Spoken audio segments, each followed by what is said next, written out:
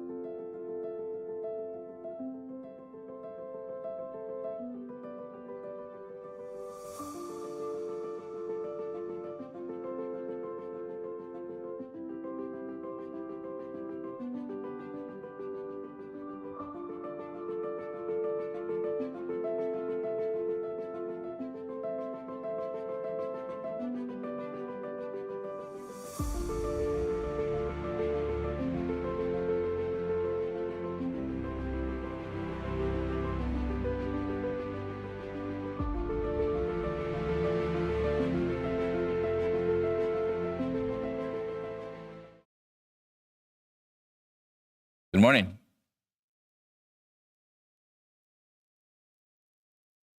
Hope everyone's having a great start to their week. This is our Tuesday, and we're always doing lives for you guys, giving you guys the value of what we're teaching throughout the week, and hoping you're getting a better understanding of you and what is possible for you. And relatively, that's realistically anything is possible for you. We're able to create the life that we desire. We're able to fulfill whatever things that we would want to have in our lifetime. And it's a choice. And it does come with faith, backed by faith and persistence, decision-making, and your ability to make sound decisions. One of the things I used to use quite a bit was saying, it's just a decision. You're a decision away. But that word decision has so much that needs to be backed by it. By making a decision means that you're going to be disciplined enough to give yourself a command and do it. You're going to make a committed decision, just not a decision. When I would say just make a decision, it was a chain of events that would have to come, and you'd have to be willing to do and to take on every one of those chain of events. to the progression of that worthy idea. And really, when it gets down to the bolts and nuts of everything, everything else in life is making committed decisions. That committed decision that you make, when or if you do make one, will cause everything to shift in your life and in your lifetime, because you're definitely going to go there. And that's why it's so important to set goals, and goals that are worthy of you, goals that you're going to commit to no matter what the odds are. And if you can make sound decisions, and when I say sound, that means you've already imagined what's going to happen in the forefront, and you can continue to make sound decisions because you're imagining the outcomes, and you decide and you act, your life will continue to unfold to you in the most miraculous, marvelous ways. And it's really an art. It really is. You get better at it as you go. I'm not going to say there hasn't been ups and downs, and I would say we would call those follies. For me, a folly is whenever a lot of people may call it a failure, but it's really just a folly. And if we don't like the results while we're working towards our goals, we just go back to the vision. When you can go back to your vision, you're going to come up with a different plan. You never change the goal stays the same, but you may change the vision. You don't have a backup plan as far as another goal. You just change the vision. You change the way you're going there. And really, you're reassembling, you're redirecting, you're re-understanding what it is that you need to do, and truly who you need to become. I think that's where your majority of your learning is going to come from, is who do you have to become to have what you want. Every time I was going into a direction I didn't know, I was doing things I didn't know how to do, it was really me that it was adapting. Yes, I was doing things, learning to do things in a certain way, but working on me and the willingness to become who I had to become to earn what I wanted to see. And that's what caused the changes. When the changes weren't working, when the work or the vision, my goal was not working on those days or those weeks or those months, those years, when things that were not working, it was me that was not working. And that caused me to really go inside. It was me that was not adapting to the change that was needed to have what I wanted to have. And what would I do? I'd have to go back to what I was doing and reevaluate myself in the situation. Reevaluating, am I doing everything that I need to have what I want? And if not, what is it that I need to change? And in the majority of the time, it was never the things out there. It was always me. The change had to be in me. Yeah, there's things that I had to do differently physically, but really the changes were something internal, of an adaptation, of a learning, of studying, of studying the processes that I needed to put in place. Changing the mechanism was a result of the way I was viewing the situations, of the way I was viewing the scenarios, of even letting go and shifting the model. But it was me having to step out and move the model around to redesign the model that it wasn't working. And it all goes back to me. I was the one that's creating it. So if you're going to have to work on something, you're going to have to work on you. Working on you was the biggest part of my life. And it's changed everything. And it continues to do so because we keep setting bigger goals, bigger visions. Here. I'm trying to get this link set up on my iPad. And you guys too that are on Facebook, if you have any questions or thoughts, feel free to put them in there as well.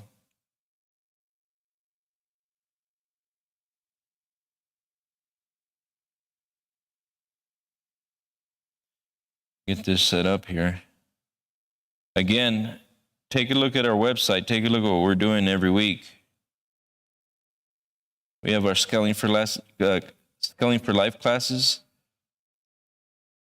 all week long.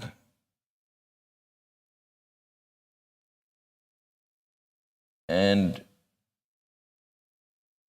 the classes where we're working with you guys individually to redesign your life is Creator's Lifestyle and Business Matrix.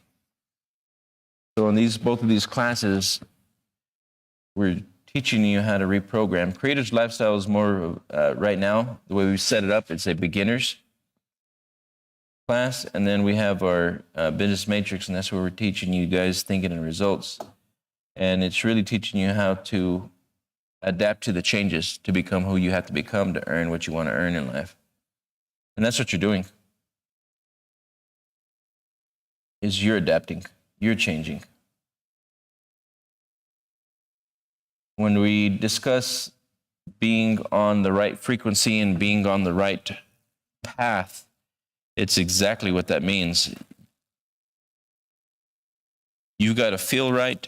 You've got to be right. You have to have a positive mental attitude, and you have to keep moving in the direction of your goal. When you're in a negative mindset, negative mental attitude, you're going to find every way why it can't be done. You're also going to attract the things that are not working out, and it's mental shifts. But what you're shifting is you. You got to learn to correctly use this power that we've been using. Nobody ever taught us to do this. No one ever sat down with us and truly sat down and taught us how to master the mind so that you will master your reality. And it's a continual process as you're setting and achieving goals. And again, goals are not to get, they're to grow. It's who you're becoming along the way.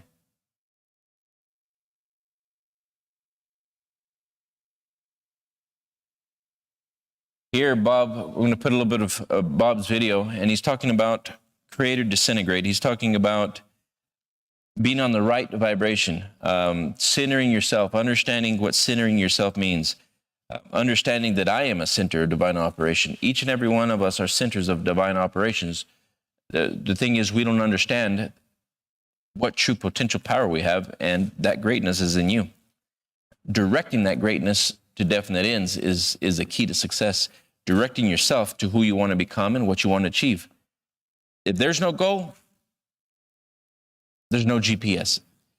If you're not working towards a goal, you become the plaything of the things around you. Not on accident, because there's no plan. There's no greatness that you're going to draw out. You've gone as far as you'll ever go. And I don't think you want that anymore. Let's take a look at my mind is a center. Zach, is that sharing?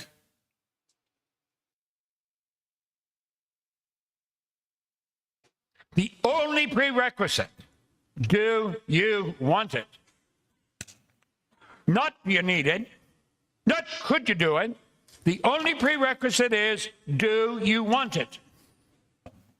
Now, as you identify various situations, write them down. Not a crystal clear image, just make a quick note on it. See? Over in line 332. Pardon me, 330. Or go back to 328, right at the top of the page. Remember, all you're doing is exploring. There's no decisions being made here. This is important. We are on an exploration trip here.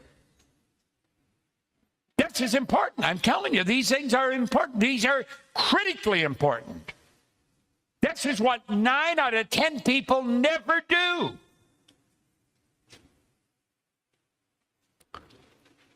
All you're doing is exploring. Daydreaming. What did Lawrence say? All men dream, but not equally. Those who dream by night in the dusty recesses of their mind waken the day to find that it was vanity. But the dreamers of the day are dangerous men, for they may act their dream with open eyes to make it possible. This I did. Listen, you eat enough of this and you're going to become it. Take the lid off your marvelous mind and dream. For goodness sake, give yourself the right to do that. Get your analytical mind out of the way. Put it in your pocket for a while. I don't have any difficulty with that. Remember, a woman one time told me I was a bihemispherical paraplegic. What she was really saying is half my brain I never utilized. That's the part where you really analyze situations. You think it. I don't think, I just dream. Goal creators do not limit themselves. There's no reason why you cannot have the good you desire. If you can see yourself with it, your imagination is one of your most marvelous mental faculties. Do what all goal creators do and use it properly. Now listen. Turn over to page 44. I want you to put a big star up in the upper right-hand corner. Put 3 or 4 of them. Now let's take a look at what Bob was talking about. Goal creators do not limit themselves. Now, this is not normal, and what we're teaching is not normal, nor do we want to be normal. And when I say that, I really mean what I say. I do things on purpose. And I brought back this information to our companies because I no longer wanted to hang around with people, have people around me that were just doing things to do things. Everything I was doing, I did it on purpose. Every company that I started, every person that was in the company, and nobody can deny this, everybody I've worked with, I've always worked towards getting them to see more in themselves. I grew up not having enough. I grew up in poverty. I no longer wanted what they had. At the same token, in building my first company, I found out a lot about myself. I found out that true greatness it's locked up inside of us. Now, I wanted to get this to every person around me. I wanted everyone to be successful. I wanted everyone to grow. And the people around me said that they wanted to. They didn't know how. The people around me said that they wanted those opportunities. I've spent millions of dollars, literally. I mean millions of dollars annually, trying to help people grow. I used our companies as a tool.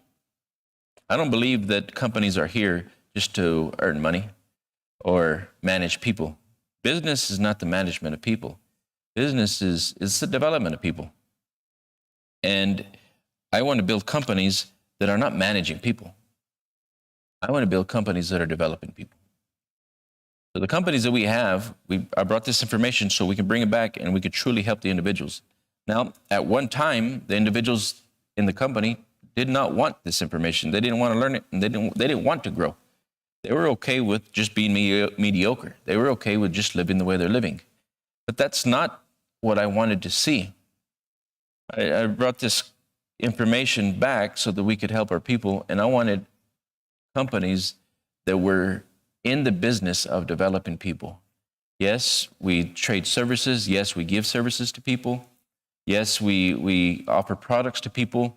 But the people that we employ, I wanted people that were coming here because they had a purpose to be here. I wanted people that were going to come to work for us, to do their things on purpose because they knew they were going somewhere. And they were using this business as a tool to generate the amount of income they wanted. They're using this business as a goal-setting business for them. So every position that they were in, they really wanted that position because they either enjoyed what they were doing or they knew it was going to get them to the next level.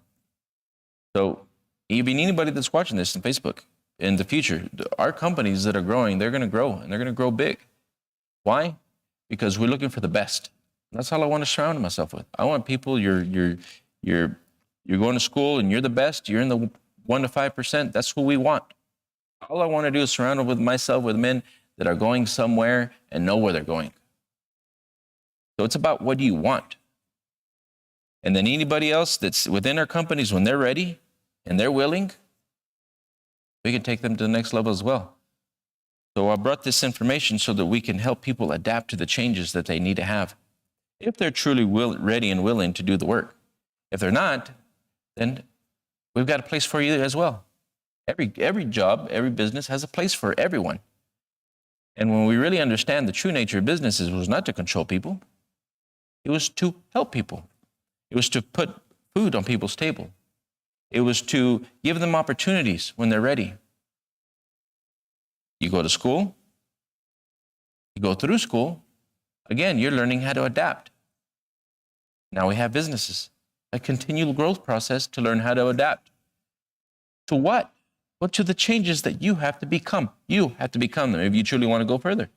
So we build companies on purpose for the development of people. It's such a beautiful thing. We build companies on purpose for the development of people. And our goal is to build these around the world, and that's what we're doing. Business was never meant to use people.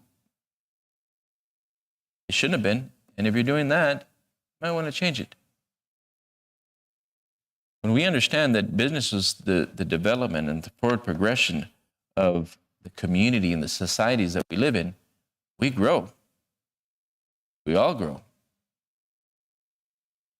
Bob's talking about this desire and this want. There's got to be a desire for every individual in their lifetime. There's got to be wants that you have. There has to be, because your creative nature is to desire and to want more. Now, if you haven't figured that out, because you're not working towards that. Now, and as well as you don't feel fulfilled, you don't feel fulfilled because you're not doing what you truly want. Now, in business, we start to understand the dynamic laws of prosperity. And it's a law. If you don't want to be prosperous, you'll find positions that are not prosperous. If you want prosperity, then you'll find the position you need to work yourself into. And everything was just an idea.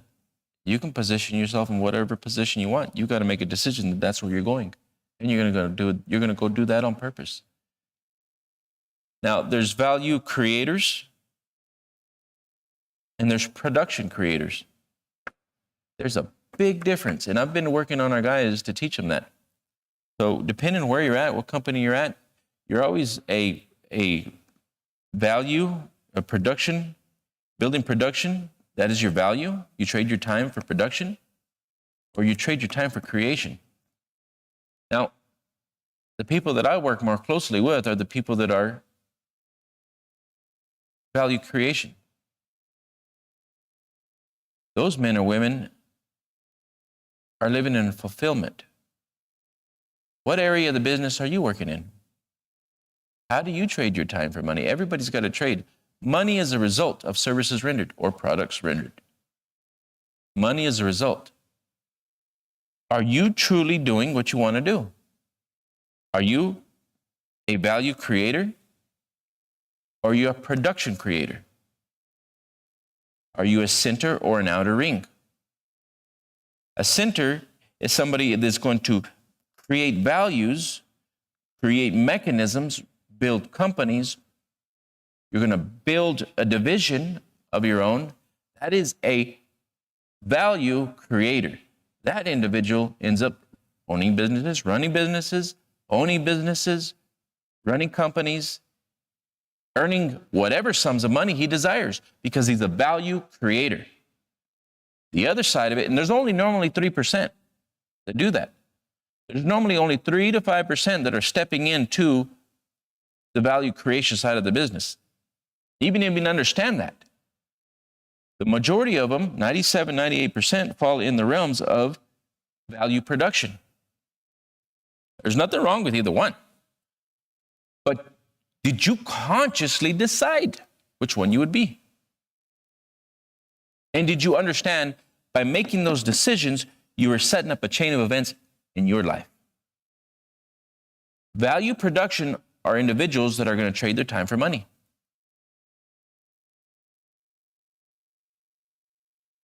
They're going to trade their time to build the production line, to produce things with their hands. My first job was value production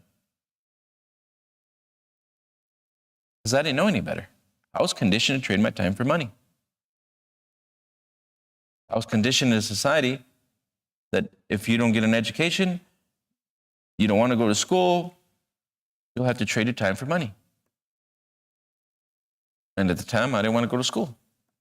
What did I do? I went and found a trade and offered myself. And I didn't have to do that. I could have immediately thought, how can I be an asset to a company? And I will no longer work for money, or I'm not going to start off working for money. I'm going to devise a model that's going to work for me. That's a value creator. There's value creators out there that even start at a younger age. You can teach this to children. Become a value creator. Value creators are thinking how they can bring services, how they can employ people, how they can put people to work, how they can devise a mechanism that serves people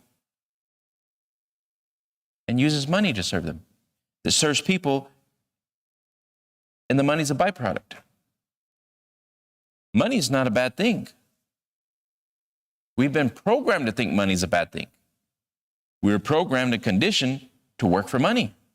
That's the wrong way of doing things. And that's what we're teaching in our companies. We all have to earn it. But we can get it to work for us. Well, how do we do that? We start to think differently. Do you want to be a value? You want to give your value for production? Or do you want to give your value for creation? A value creator. Value creator is going to do things on purpose to build mechanisms on purpose to definite ends of what? Building a company, of building a division. I don't set a man's pay. He does about what he thinks and what he does. I'm more than happy to pay a man $1 million a year. $2 million a year, I'm more than happy to do that. I want to find those men. Well, why would you want to find those men? High payroll. That means they know what they're worth. That also means the amount of value that they're bringing is always equal proportion to what they do. We want to surround ourselves with men that are doing great things. Why? Because then everybody grows. Everybody grows. I want to find $500 million a year. I want to find people that want to do things on purpose and they enjoy what they do. Why? They know where they're going. Look at this. I want this to become one of the most important pages in this book. This is, without question, one of the most important pages in a book. Genevieve Behrend was the only student of Judge Thomas Troward. In my opinion, Thomas Troward is one of the greatest authors of the last 500 years, bar none. He wrote the Edinburgh Lectures on Mental Science, the Dorey Lectures, Mental Science, the Law and the Word, creative writing. You know, just so much good stuff. Bible mystery, Bible meaning. Phenomenal author. He only ever had one student. Just one. Genevieve Behrend. She memorized what is on this page. This is what she claims put her in his presence to study. She was an American woman. She had to move to England. She had to come up with $20,000 in 1912. You might just jot that down on a piece of paper, and then when you have time, look on your phone and figure out how much is that in today's dollars. It is a lot of money. She had absolutely no idea how she could come up with the $20,000, but she had to. if she wanted to study with him. And this wasn't something that was offered ever to anyone else. She was his only student. Now, I'm his student, but I never sat down with him. He was gone long before I arrived. I consider his books the most valuable ones in my library. And when Phil told me he was serious, I said, how fast do you want to do it? He said, I'd like to do it yesterday. And that's when I told him. I said, Phil, you got to do exactly what I tell you. He said, I will. I said, okay. I gave him the Edinburgh Lectures on Mental Science. For a person that's never studied this, that was probably one of the most difficult books in the world to read. Not only because of its content, but the way it's written. It today is coupled with another book, the Dory Lectures on Mental Science. They published them together now. But the Edinburgh Lectures on Mental Science was the first book that he studied. I began to study that in 1968 because Earl Nightingale was studying it. I didn't have any idea what I was reading. Absolutely none. I mean, I was in the dark. I was reading it, and I didn't know what I was reading. However, that's what Earl was reading, so I thought that's what I got to be reading. And I've never stopped reading it. This is so important. My mind is a center of divine operation. Now, let's just think of that. Do you know the most important letter or word in this whole piece of literature or in that whole book is a. My mind is a center, a center. Didn't say it's the center. Now, you really got to think. You got to think, where's this kite coming from? What is this? Now, think of this for a moment. If I held a basketball in my hand, you know the basketball has a center to it. Now, I don't know how to find it, but I do know you have to know the outer measurements of the ball if you're going to find out where the center is. I know you have to know that. But how you'd figure out, I haven't got the foggiest idea, but I know you can. Yeah, and that's based on the outer ring. There is a center in this room. Now, I don't know where it is, and I don't know how to find it, but I do know there is one. There's a center in everything, but there's only one center. Just one. Nothing has two centers. Everything has one. Isn't it strange? My mind is a center. It would indicate there's more than one. You see, it's only after I really got into this serious study. And then I mentally try and get into the energy of the author. And I might read this. It might take me a week just to read it once through. My mind is a center of divine operation. Isn't that interesting? My mind is a center.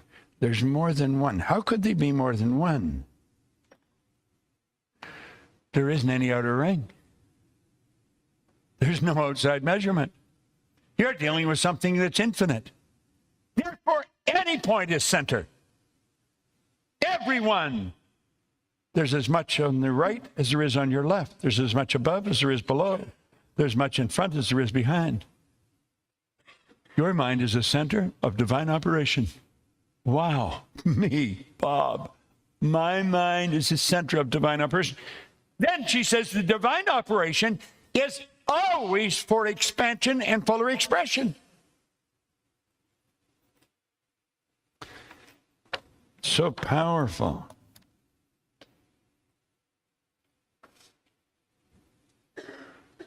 This divine operation's always for expansion and fuller expression.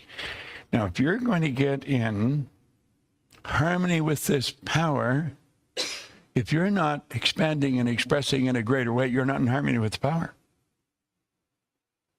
If you're not in harmony with the power, you're not operating by law. If you're not operating by law, you're going to lose. I don't give a damn what you're doing, you're going to lose. If you are, you're going to win. I don't care how many people tell you can't, you will win. Doesn't matter about all the evidence of why you can't.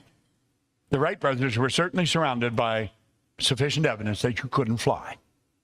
They were bicycle mechanics. Their dad was an Orthodox minister, yet he suggested that they would burn in hell for trying to fly.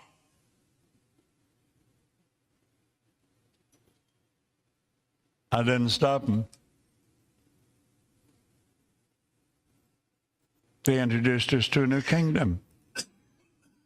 They did something that couldn't be done because they understood all things are possible.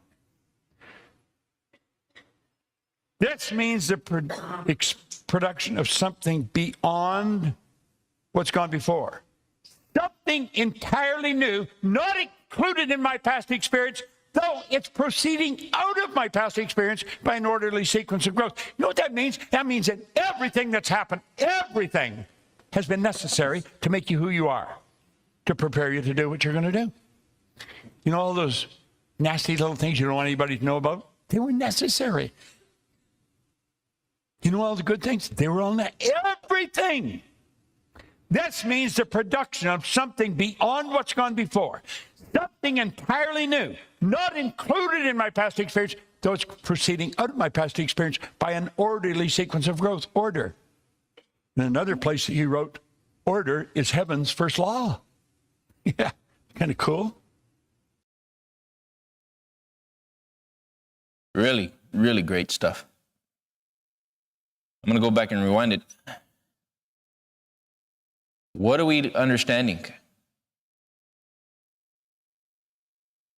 It's a sequence of events, always unfolding, a step ahead of us, according to the way we think.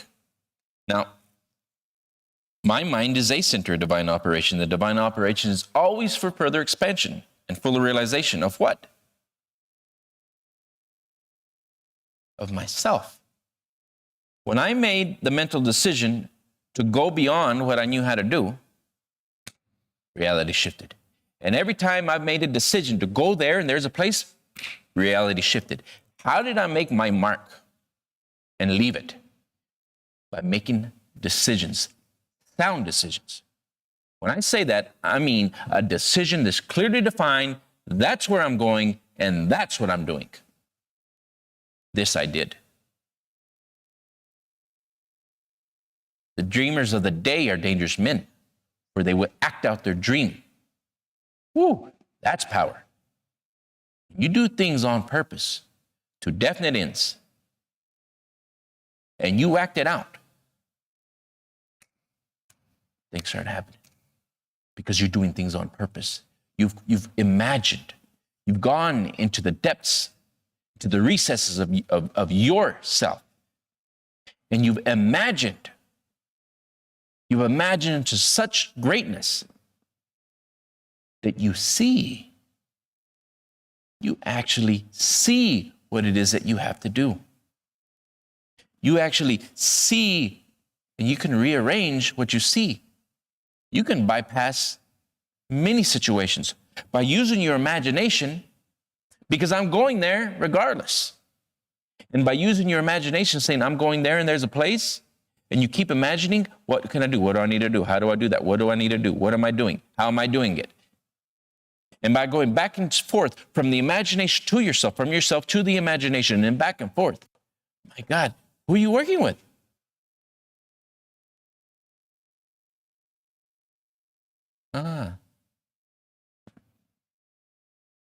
Who are you working with? That was a revelation. Who are you working with? When you're fixed on a place, and you're imagining and you're going beyond what has ever been done before, you're going into the unseen world, and you're bringing back light images to show you the way. You go back and forth, well, I do this, this, and this is going to happen, and here comes a sequence of events. Well, I don't know if I like that one. Let's go back to the beginning. To what beginning? The one in your imagination. I go back to where I'm at today, imagine again. And I go back forward in time and I see the chain of events. Well, we'll do this and we'll do this. And I'm testing my model before I do it with my hands. I'm testing my model before I do it with my hands. before a sequence of events. Who's showing me the way? Divine Spirit. There's a oneness with us, and if we do things in the right way, we'll be guided in the right place. But who's got to be right? I've got to be right. I've got to know where I'm going. My mind is a center of divine operation. The divine operation is always for expansion, full expression. And this means the production is something that's gone from before. I'm doing this. When I started to realize I was my problem.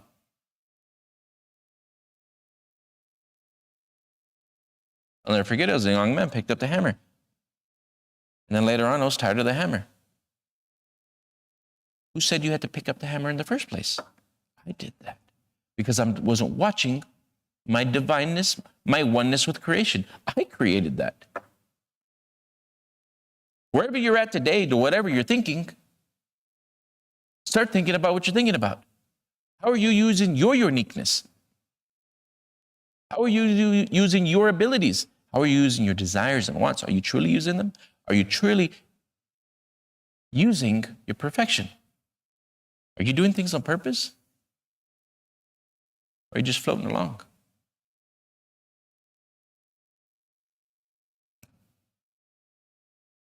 What do we want? Is it that simple? I'm here to tell you. Yeah. Decide what you want. Now, a lot of people think it's too hard. I can tell you something.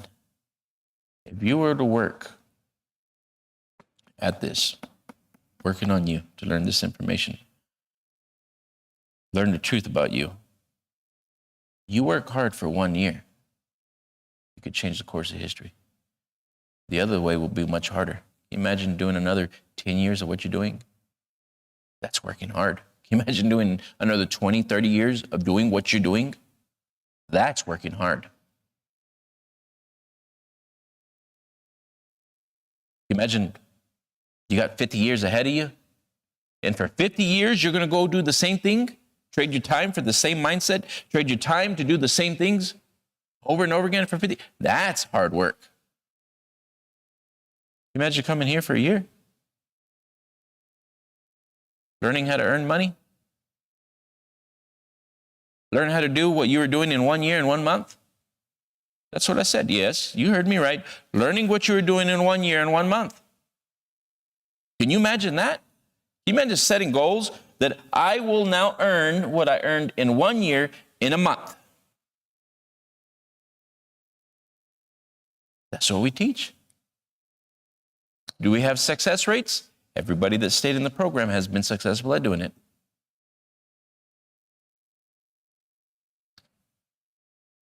Why? Because that was the goal. If that wasn't the goal, that's not what they did. But everybody that set that goal has achieved it.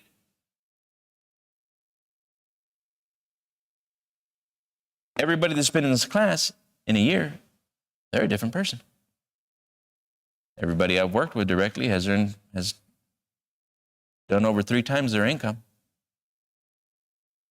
Why is this information so important? It's your whole life. There's another way. You can keep doing things your way. But are you understanding who did it? You can keep doing things your way, but do you understand who's done it? You did. Bob here's talking about my mind is a center of divine operation. Every individual is an expression of their own uniqueness with creation. And they did that. You may say, oh, no, I didn't do that. It's because of him. It's because of her. Because of them. Now, there's going to come a point in time where you're going to have to step in to take responsibility for yourself. It's never because of him. It's never because of her. It's not because of it. It's you. In the realm of nature, the principle of life is very similar to the principle of electricity.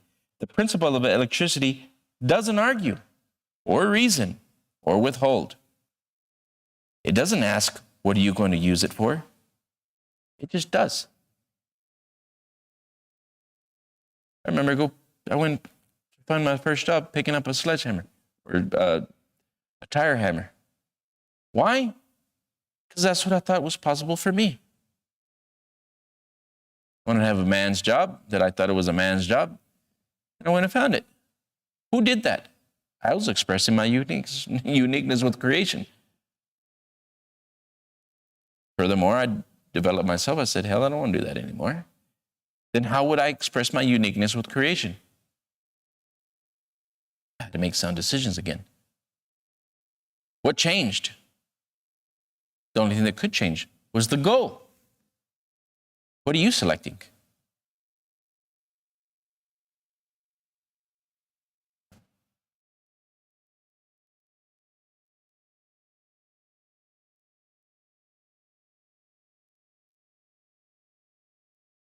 The ancients represented the universe and man's relation to it as a great mirror, reflecting back to him what he had held in front of it.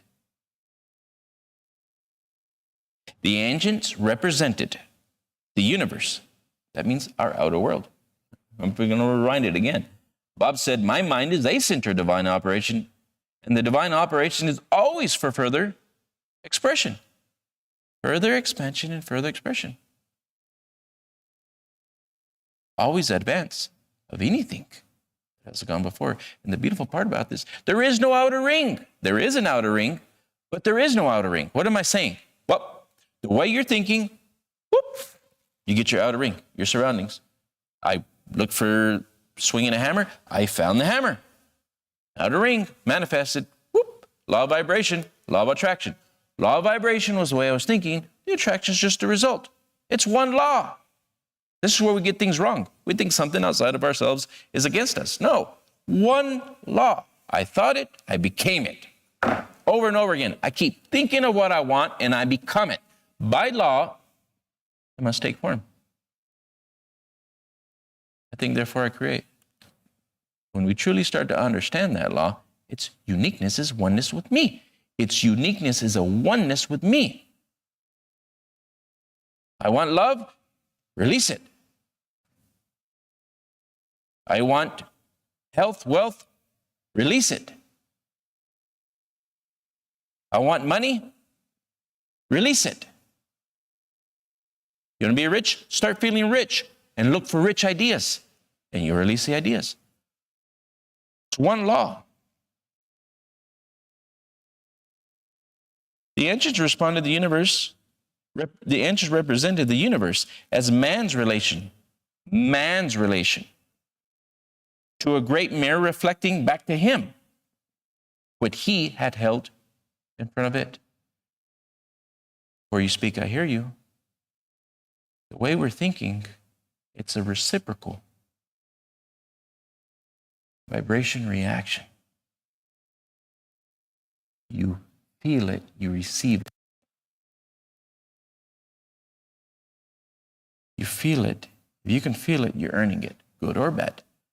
Electricity, the realm of nature, the principle of life, which is your thoughts, is similar to the principle of electricity. The principle of electricity does not argue, does not reason or withhold. It doesn't ask, what are you going to use it for? Power of thought. Manual, you use the power of thought, and it took you exactly where you were wanting to be. Our recognition, what did you go and do with it?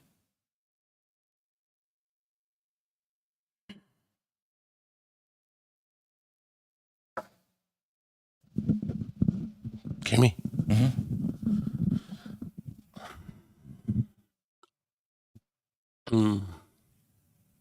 What have you done? You and I have known each other for the last year and a half, 2 years. You went into a business. That was the power of a thought. Mm-hmm. And then you changed your business a little bit. Yeah, I made some big changes, some big jumps. Yeah. That little bit was how many times the square footage from before? Went from 6,000 square foot now to a 20,000 square foot. You made a jump. Yep. Big jump. More than double, right? Oh, yeah. Yep. 4 times? Yep. On purpose. Right? Yeah. You were scenaring yourself in a different position, and you did it on purpose. Yeah, you have to become it to receive it. Like, I didn't know the business end of it. Mm-hmm. I just knew how to work on cars because that's all I was taught. But the business side of it, I never knew it. But I just jumped in it, and everything started coming to me. Life must center itself in some state. When you decided that was the place, and when you made a mental decision that you were going to go there, and you would center yourself there. Yep. It was a period of time. How long did it take you? About a year. About a year. Just a little bit, right at a year. Yeah. Yeah, because I went and done the video. We went and looked at the place, and it was right at a year. Yep. And then you were in the building. You have to see it, and you have to feel it. Yep. At first, I was just seeing it, and I really couldn't feel it. I was letting the outside circumstances control my thinking. Tell us a little bit about what those outside circumstances were telling you. All up to the date. How many? I think maybe within to the last a month, 2 or 3 weeks. Well, right. No, really, just even when I got the building, there was things that was happening that it kind of felt like if I wasn't thinking right, I would have thought, man, I'm gonna fail.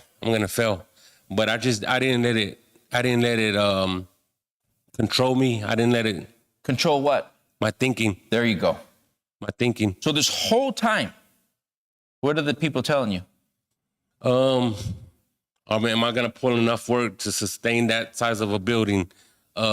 Even to the people that was working for me, man, they were just coming in late, calling in.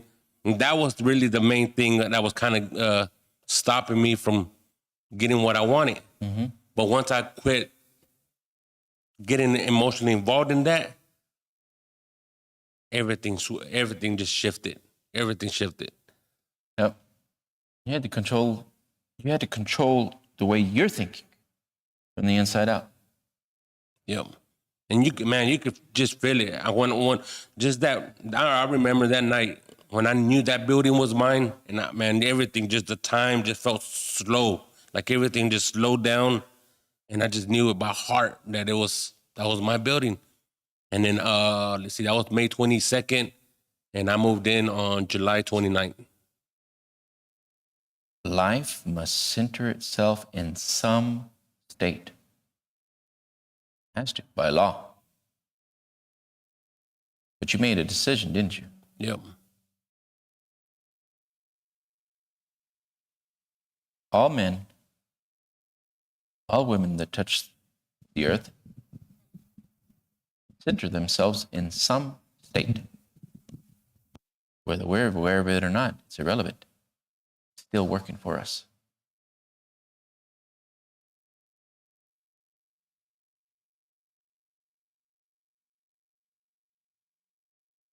It means the production of something beyond what's gone before. Something entirely new, not included in my past experience, though it's proceeding out of my past experience, but that they would burn in hell for trying to fly.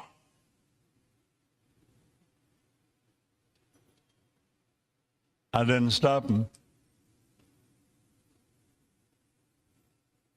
They introduced us to a new kingdom.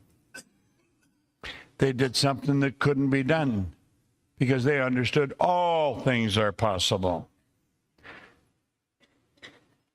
This means the production of something beyond what's gone before. Something entirely new, not included in my past experience, though it's proceeding out of my past experience by an orderly sequence of growth. You know what that means? That means that everything that's happened, everything has been necessary to make you who you are, to prepare you to do what you're going to do. You know all those nasty little things you don't want anybody to know about? They were necessary. You know all the good things? They were all everything. This means the production of something beyond what's gone before. Something entirely new, not included in my past experience, though it's proceeding out of my past experience by an orderly sequence of growth. Order. In another place he wrote, order is heaven's first law. Yeah, kind of cool.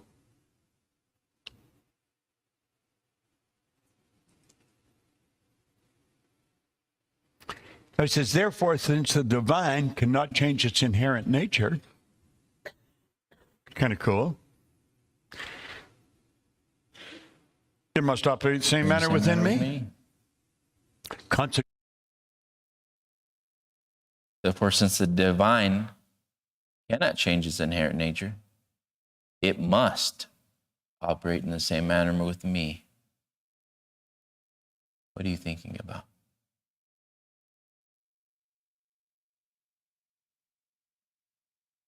Therefore, since the divine cannot change its inherent nature, that means the law is already coming. Your circumstances are already. Way of thinking of what you are holding before it. Of what you were holding before it. That was the key. Begin to think about what you're thinking about.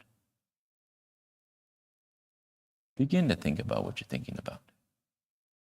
You must operate in the same manner with me, of which I am the center. Make a decision. Make a decision that you're going to understand yourself better. Make a decision you're going to set goals worthy of you. And if you're ready and willing, we've got a place. I went to study with the Procter & Gallagher Institute on purpose. The purpose was to be able to communicate this information effectively to you and help you develop yourself to become whoever it is and whatever it is that you want to do. Invite you guys, once again, take a look at IronMastermind.com. And once a month as well, we are giving a Thursday class. This month is Power of the Subconscious Mind. It's a live class. You're in the Lubbock area. Get signed up. If you're not in the local area, you can get signed up to our Zoom class. You can be right beside me, no matter what. Everyone have a wonderful day.